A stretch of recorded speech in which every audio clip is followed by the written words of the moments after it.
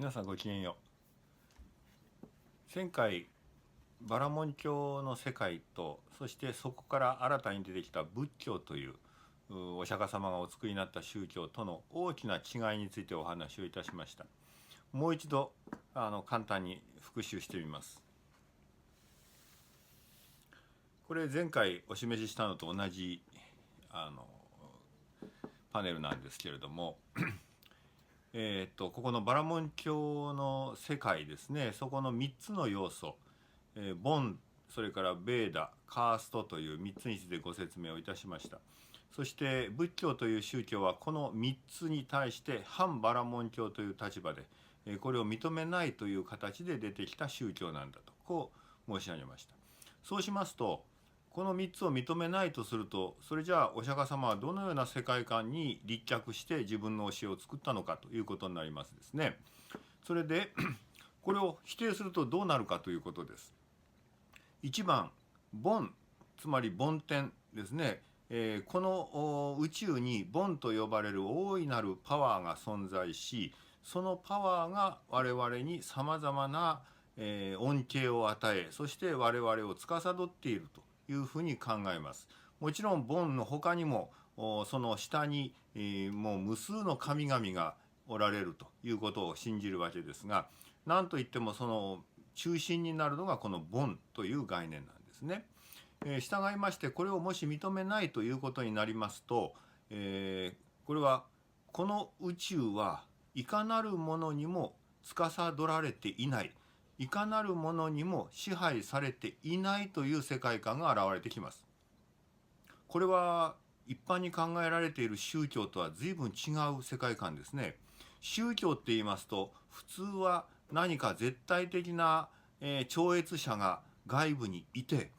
その超越者に我々がお願いをするとか、あるいは祈りを捧げるとか、あるいはその恩恵を受けるというふうに、私と外部にいる超越者との関係の中で宗教というのは成り立つと普通考えられているんですが、釈迦の世界観はそれとは違うんです。ボンを否定したところに生み出されていますから、この宇宙には我々の人知を超えた絶対的な存在というのはないというのが原理になるわけなんです。これはもう仏教の一番大元の原理なので、くれぐれもあれですね、忘れずに覚えておいてください。そして当然ですが、そのボンと関わりのあるベーダと呼ばれるこのバラモン教世界の人々が絶対権威として、認めるこの聖なる言葉を仏教は認めません。従いまして仏教は、何らの聖典というものを持たないんです。でもお釈迦様の教えがあるじゃないか、仏の言葉があるじゃないかとおっしゃいますね。これはですね、仏の言葉は聖典、つまり何か宇宙の彼方からもたらされた聖なる言葉ではないんです。これは仏という、仏は人間ですからね、仏という我々の中でも特別に優れた知恵を持ったある人間がこの宇宙の本質を発見し、それを我々に教えてくれているのが仏の言葉です。ですからその仏の言葉のさらに上にその言葉を発する、まあ言ってみれば神のような存在はいないんです。ですからベーダを認めない仏教というのは、ブッダというある一人の人間が我々に教えてくれたその教えを信奉し、それを絶対的な権威として考える、これが仏教の本意なんですね。でもう当然言うまでもなく3番目のカーストもそれによって否定されます。1番と2番を認めないんですから、それに基づいて生み出された階級差別であるカースト制というものを仏教は認めない、原則として認めないということになります。で、その証拠に、仏教の修行者になる時にはこのカーストは一切問われません。どのようなカーストでの生まれであっても、その人が、仏道で修行したいと言ってやってきた場合には、その人は分け隔てなくいわゆるお坊さんとして受け入れてもらえると、そういう社会を作ったわけなんですね。そこまでよろしくございますか。そこで、このような仏教の考え方を今ご説明した中で、ひょっとしたらおそらくえ皆さんの中には疑問を持たれる方がおられるんじゃないかと思うんですね。それはどんな疑問かって言いますとね、梵を否定してるじゃないか、梵天を否定してるじゃないかと。梵天というものの権威を仏教は否定したんでしょ。だけども今の仏教の中に梵天さんいるじゃないですかと。梵天という神様はね、例えばお寺へ行きますと、仏像の周りにね、お堂の中とかあるいは、お堂の外にもありますけれども、仏像の周辺にこの梵天とかあるいは帝釈天と呼ばれるそういう神々がちゃんと祀ってあるじゃないかと。全然否定してないじゃないかという疑問が出ると思うんですね。でこれについて今からご説明をしますが、これは実は仏教という宗教全体を理解するために最も重要なポイントなんです。否定したはずの梵天が仏教の中でちゃんとその地位を認められて存在している、これはどういう理屈なのかということですね。今からご説明します。これはですね、簡単に言いますと、梵天という名前を使いながらその意味を全く変えた形で受け入れていくんです。バラモン教世界の中では梵天が絶対者です。これがトップですね。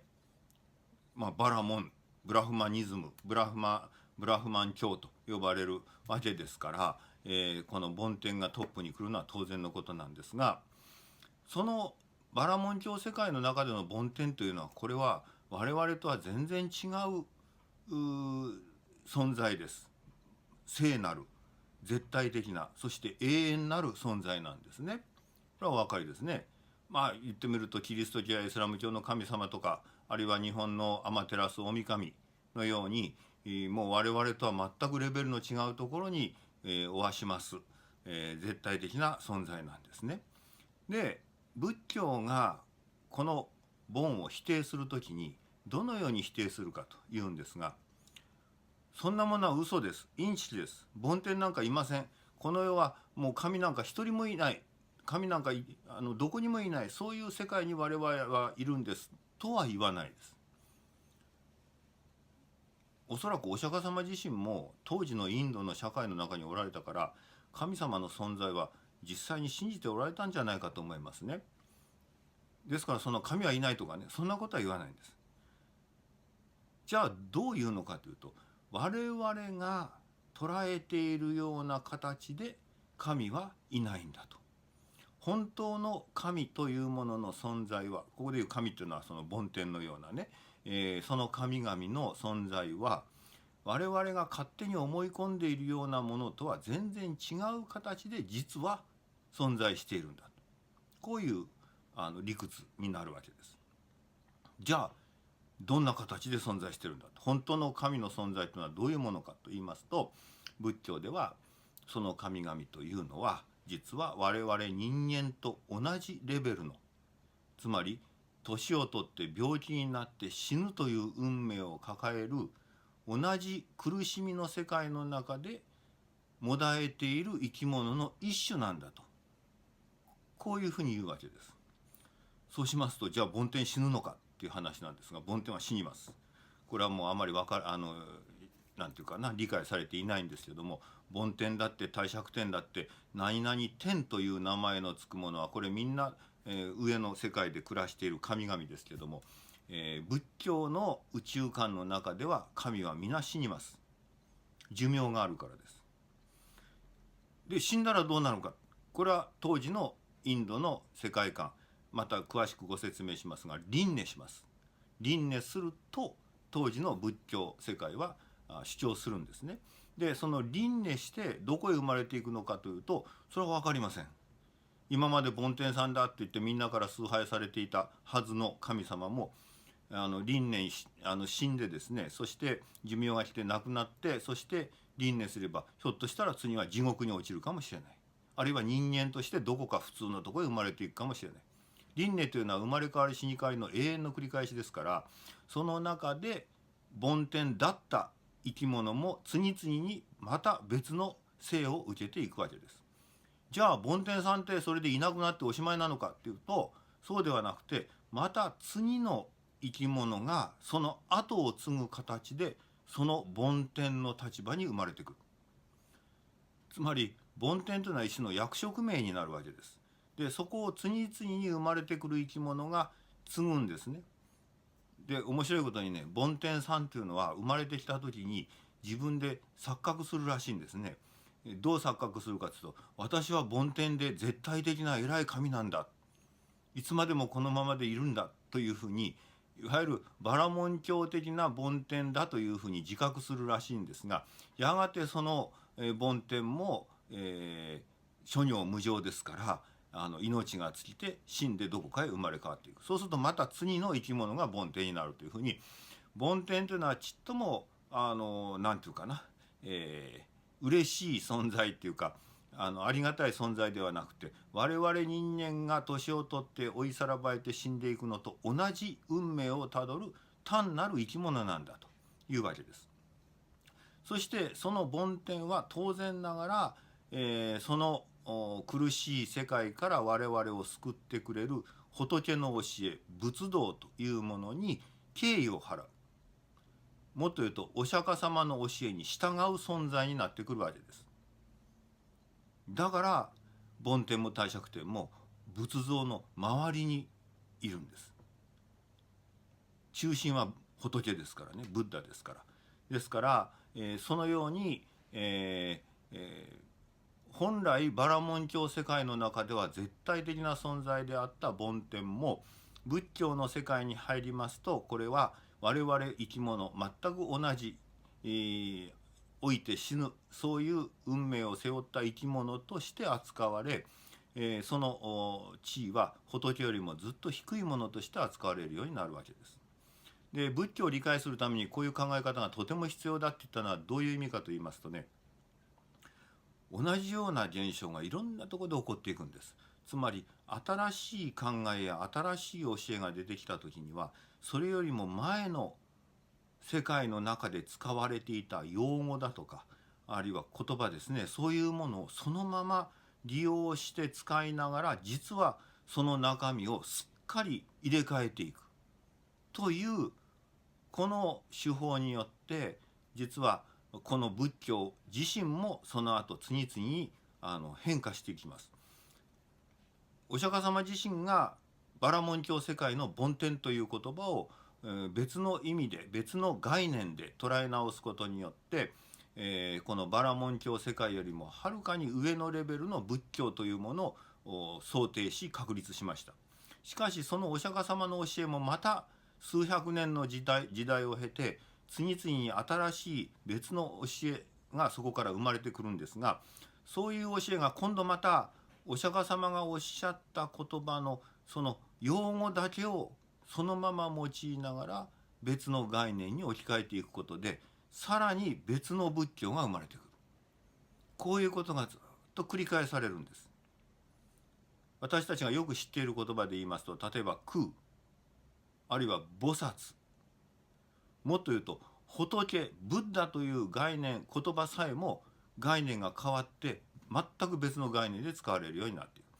ですからここに気をつけておかないと、言葉が同じだから同じ意味を表すというふうに考えていきますと、仏教を完全に見誤ってしまうわけなんですね。逆に言うとここをポイントとしてしっかり押さえて、同じ言葉でも別の概念なのだと、その可能性があるというふうに考えて見ていくことによって、仏教の歴史的な展開が非常に明確に見えてくるわけなんですね。そういうわけでこの、今は一番最初の例としてその梵天というものの、概念の変容ですね、これを今日ご紹介しました。これから仏教について語っていく中でも同じような現象がたびたび現れてくると思います。その度にまた、今日のこの講座を思い出していただけたらと思います。じゃあ今日はこれで終わります。皆さんごきげんよう。